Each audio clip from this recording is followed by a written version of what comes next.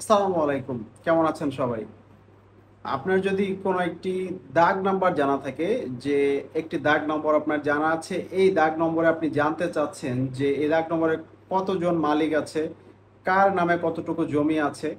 এটা যদি আপনি জানতে চান তাহলে শুধু দাগ নম্বর দিয়ে আপনি চাইলে খতিয়ান সংগ্রহ করতে পারবেন এবং খতিয়ান থেকে আপনি হিসাব করে বা দেখে বের করতে পারবেন যে এখানে কার নামে কতটুকু জমি আছে। অনেক সময় এমন হয় যে আমি দাগ নম্বর জানি বা এই দাগে আমি জমি কিনতে চাচ্ছি, এই দাগের মালিকানা কার কার কতটুকু আছে এটা আমি জানতে চাই। এটা হতে পারে, অথবা আরো অন্যান্য যে কোনো কারণেই যদি আপনার দাগ নাম্বার দিয়ে জমির খতিয়ান সংগ্রহ করার বা জমির পরিমাণ জানার ব্যাপারে কোনো প্রয়োজন হয়, তাহলে আপনি অনলাইন থেকে খুব সহজেই আহ, জমির খতিয়ান বের করে ফেলতে পারবেন। কিভাবে করবেন? আপনি প্রথমেই যে কোনো একটি ব্রাউজার ওপেন করবেন। আমি ওপেন করছি ক্রোম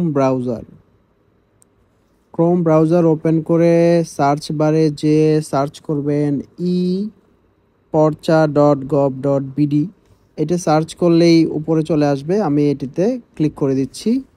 ক্লিক করে আমরা ওয়েবসাইটে ঢুকে গিয়েছি। এখানে আপনি চাইলে সার্ভে খতিয়ান অথবা নামজারি খতিয়ান দুইটাই ডাউনলোড করতে পারবেন। আমি সার্ভে খতিয়ান ডাউনলোড করে দেখাচ্ছি।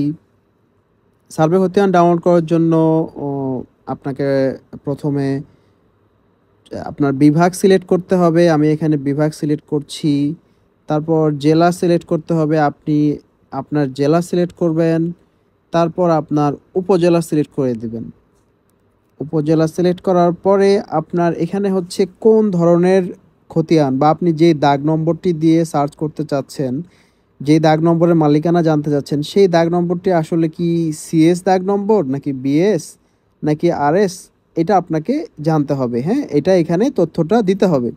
তো আমি যে দাগ নম্বরটা সম্পর্কে তথ্য চাচ্ছি, সেই দাগ নম্বরটি হচ্ছে বিআরএস দাগ নম্বর। তো আমি এখানে বিআরএস সিলেক্ট করে দিলাম।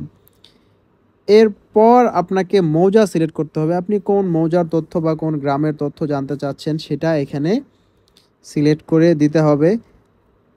আমি এখানে আমার যেটা প্রয়োজন সেটা সিলেক্ট করে দিচ্ছি, আপনি আপনাদের মতো করে দিবেন। এরপর যদি আপনার খতিয়ান নম্বর জানা থাকতো তাহলে আপনি এখানে খতিয়ান নম্বর বসিয়ে দিলেই আপনার খতিয়ানটি চলে আসতো। কিন্তু যেহেতু আপনার খতিয়ান নম্বর জানা নেই, আমরা আজকে দাগ নম্বর দিয়ে খতিয়ান কিভাবে খুঁজে বের করতে হয় এটি শিখব। এই জন্য একটু অন্যভাবে ট্রাই করতে হবে। এখানে একটি ম্যাজিক্যাল টার্ম আপনাদেরকে বলে রাখি। সেটা হচ্ছে, যদি আহ, আপনি জানতে চান যে আপনার বাবার নামে বা দাদার নামে বা কোনো আত্মীয় স্বজনের নামে যার কাছ থেকে আপনি ওয়ারিশ পাবেন, এরকম কোনো ব্যক্তি, তার নামে কোথাও কোনো জমি আছে কিনা, অথবা আপনার বাবার নামে দাদার নামে কোথায় কতটুকু জমি আছে, আপনি চাইলে এই ওয়েবসাইট থেকে সেটা জানতে পারবেন। এটা একটা ম্যাজিক্যাল ব্যাপার। আপনি যেহেতু আপনার বাবার দাদার জমির মালিক আপনি হবেন, এমন হতে পারে আপনার অজানা কোনো এক জায়গায় জমি রয়ে গেছে, আপনারা হয়তো জানেনই না। তো এটা আপনারা চাইলে আপনার বাবার নাম দাদার নাম দিয়ে সার্চ করেও কিন্তু জমি খুঁজে বের করতে পারবেন। এটার জন্য আমি একটি ডেডিকেটেড ভিডিও বানিয়েছি। ওই ভিডিওটি আপনারা আই বাটনে ক্লিক করে দেখে নেবেন।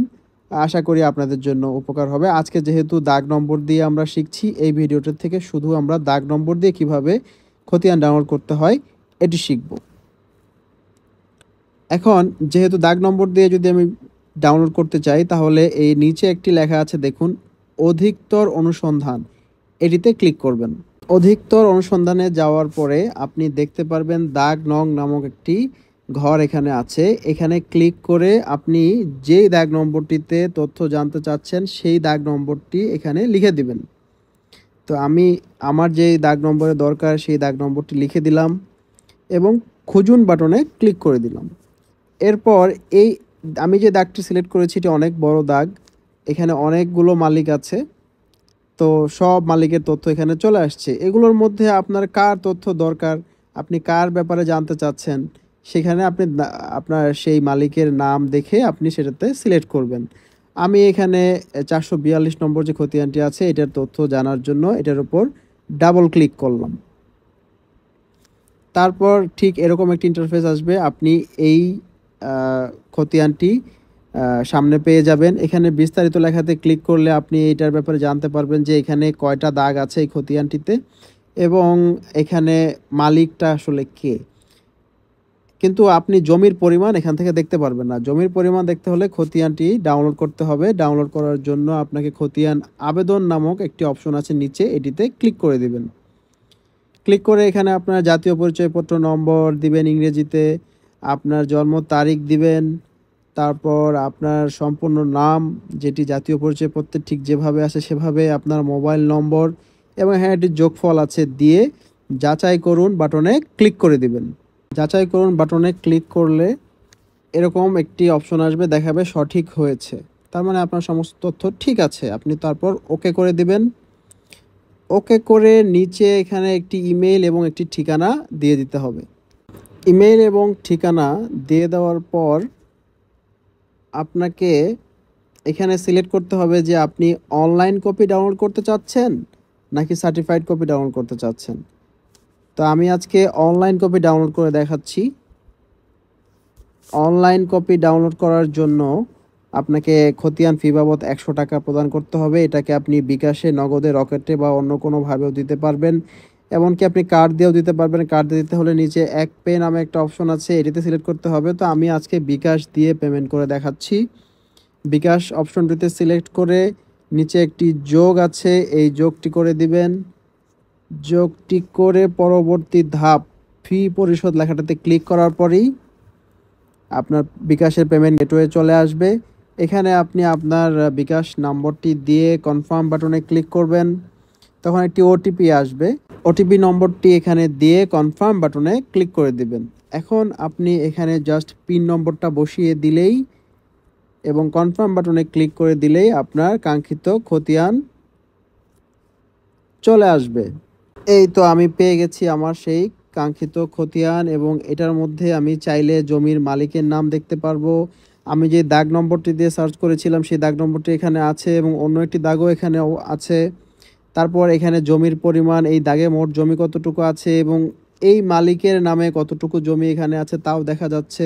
এভাবে যদি কোনো দাগে একাধিক খতিয়ান থাকে আপনি চাইলে সমস্ত খতিয়ান ডাউনলোড করে দেখে নিতে পারবেন যে কার নামে কতটুকু জমি এখানে আছে। এবং আপনি যখন কোথাও জমি কিনতে চাইবেন এটা আপনার জন্য খুবই সহায়ক হবে যে ওই দাগে যেই দাগে আপনি জমি কিনতে চাচ্ছেন সেই দাগে যার কাছ থেকে জমি কিনতে যাচ্ছেন তার অতটুক মালিকানা আছে কিনা এইভাবে আপনি বের করে নিতে পারবেন। তো যদি ভিডিওটি আপনাদের জন্য উপকারী হয়ে থাকে অবশ্যই লাইক করবেন, শেয়ার করবেন এবং আমার চ্যানেলটিতে সাবস্ক্রাইব করতে ভুলবেন না। আসসালামু আলাইকুম, ভালো থাকবেন।